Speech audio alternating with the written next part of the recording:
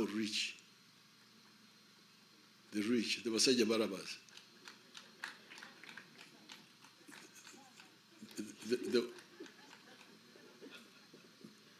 The one with commercial farms, the one with factories, the ones with hotels, including the foreigners who are coming with factories, those we shall continue supporting them.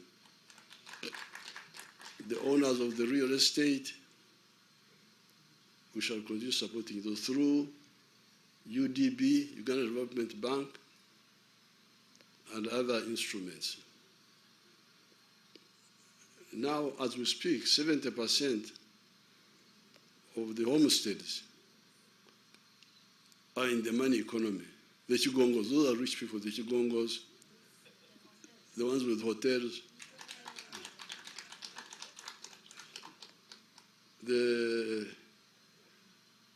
These are like 70% of the population now who are in the money economy, some small, some big. So the real challenge now, but this, we need this to continue growing, because these ones are the ones who pay more tax. The more they grow, the more taxes they pay, the more money we have to do to help to do things, but also help the poor. Now, for the 30%, this is where we need to address the following. Poverty.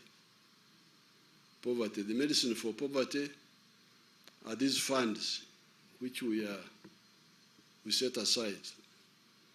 The funds of PDM now. PDM is working very well. In some of the areas, it is working very well. Asimwe, the vice chairperson, Western, I'm sure had in Kasese, in Maliba sub-county, where the spokesperson described the PDM as a silver bullet.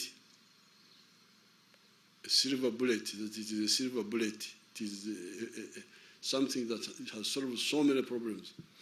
In some areas, it's not working so well, but we are not, during my trips, both PDM and even these campaigns,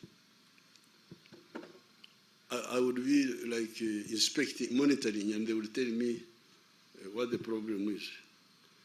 So poverty, we must end poverty. All these homesteads must get out of poverty, this 30%. Because it is that poverty which opens them up for all this manipulation. Now, these opposition are even some of the NRMs are abusers of our people. One of the plans was to get money from outside and give bribes to voters. What is the bribe? 10,000 shillings per voter. Now, I don't know what 10,000 shillings can do. Can it buy a fish? Can it buy one fish or something? What can 10,000, can it buy a hen? So you give a bribe of 10,000. This is an insult. But our people, because they are poor, they can accept it. So that's why, in order to stabilize the country, we must end poverty in these homesteads. Yeah. In this coming Sanje, we should have no compromise.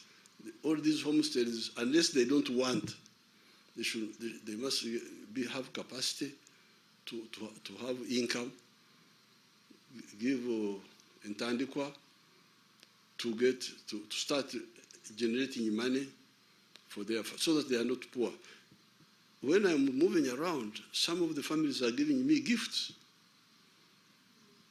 of cows, because some of the families are still poor, but others are rich. They're able to. When I was in Kole, a young boy, like 35 or something, he brought 10 million shillings. During this campaign, the last one I was there, he said, I'm contributing to your campaign. 10 million, yes. So I said, what are you doing? He said, I own schools.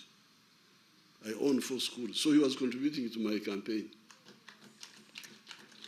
So we must reverse the culture where the families are in need, asking, to a culture of when they have a surplus which they can contribute to the church, to the mosque, to the party.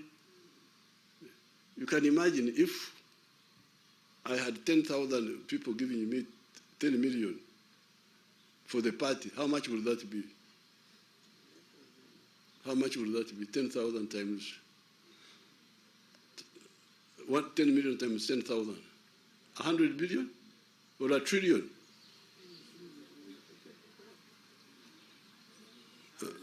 Huh? 100 billion. Yes. That's number one. We must end poverty in our homes, because it is that poverty which opens gate for all these other problems. The other area is education.